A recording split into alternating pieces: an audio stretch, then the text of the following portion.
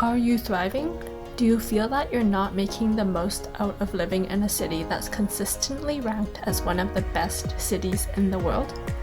Do you find Vancouver boring and spend most of your time at home? Or do you want to go out and do stuff, but you're not sure where to go? My name is Michelle, and I'll be sharing some of my favorite outdoor places around Vancouver, which you may or may not have heard of before. More genuinely, I wanted to share my reflections on living as fully as possible during the pandemic and debunk 3 misconceptions about the city and getting outdoors so you can change your mindset to get outside more as well, if you don't already. I've lived here my whole life, but it was only during the pandemic that I really made the most out of living here and explored the different parts of the city and its surrounding regions. Stay tuned for my 3 ultra-scenic views that I think are still not known to many, and which I think offer some of the most surreal views in Metro Vancouver and also don't require hiking.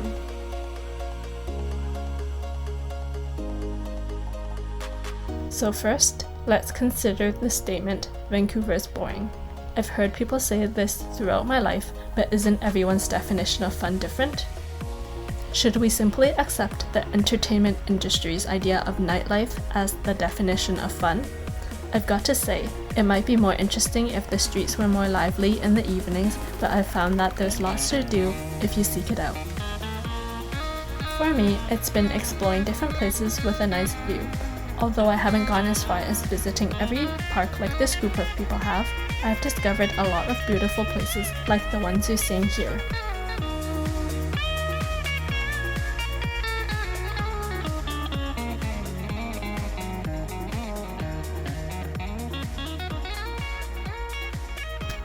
Second, let's fact-check the statement, "It's always raining in Vancouver."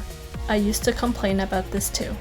Since we don't have the full set of data for 2021 yet, let's look at last year's report. In 2020, there were 171 rainy days, which meant that it rained on 47% of the days. That's less than half. After living here for more than 20 years, I've actually grown to enjoy the rain and the change of seasons, but that's an aside. I get that a lot of people don't like going out in the rain, but even if you don't go out on rainy days, you still have about 200 non-rainy days to get outside.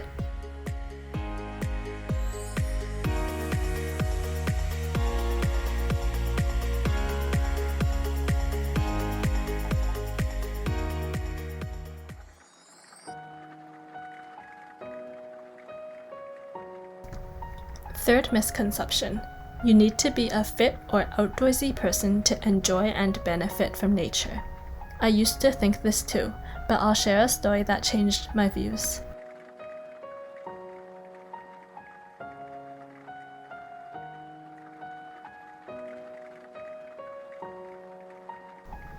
Over the past 7 years or so, I was fairly disciplined and spent 80 to 90% of my weekends at home studying. A privilege, really. Although I actually like studying for the most part, I didn't feel like I was living as fully as I could when I was spending so much of my time at home. Especially when the pandemic hit, I didn't have the opportunity to be outside while walking across campus between classes. After spending way too many hours indoors at the start of the pandemic, I felt stuck, tired, and unhealthy like many others. Somehow, I finally remembered that getting outside would be a good idea.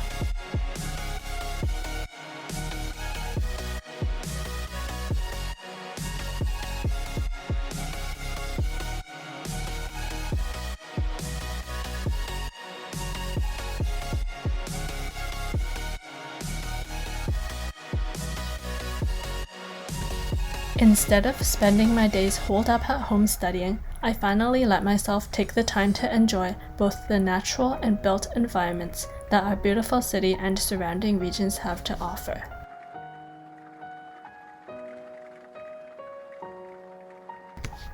By spending more time outside, I slowly began to feel better. I realized that I began to pay more attention to nature, and now I notice it a lot more compared to before the pandemic. Making the effort to immerse myself in revitalizing environments like the outdoors has been one of the most beneficial lifestyle changes for my mental and physical health.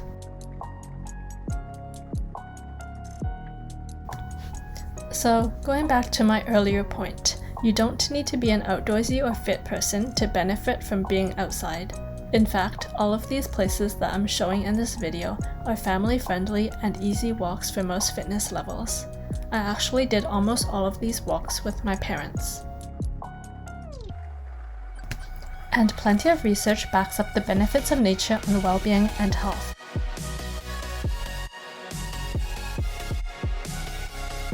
Let's get that free fresh air, sunlight, vitamin D, exercise, and screen-free time. I also noticed that one of the things that makes me happiest during my walks is seeing other people spend time outside as well. Seeing people caring for themselves, being proactive with their health, and having a good time is truly uplifting.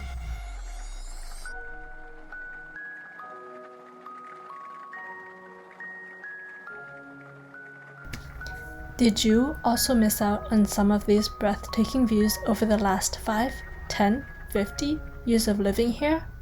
They'll probably still be here next year and hopefully for a long time, only if we prioritize fighting climate change.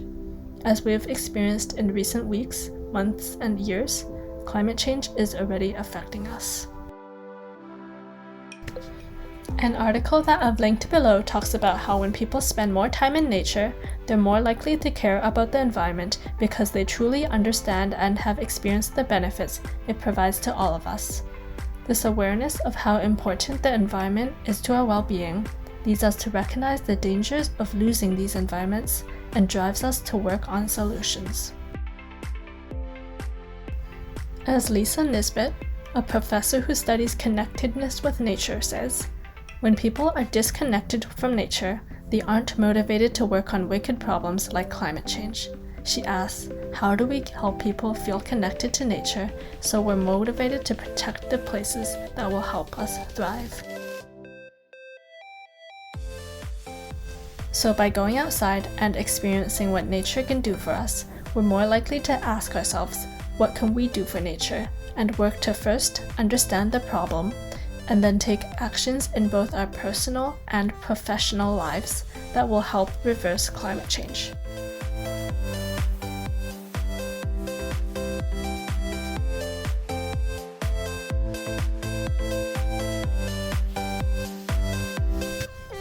I'm grateful for the opportunity to live here and experience all of these striking places, and I'm most grateful for the caretakers of these lands, both past and present.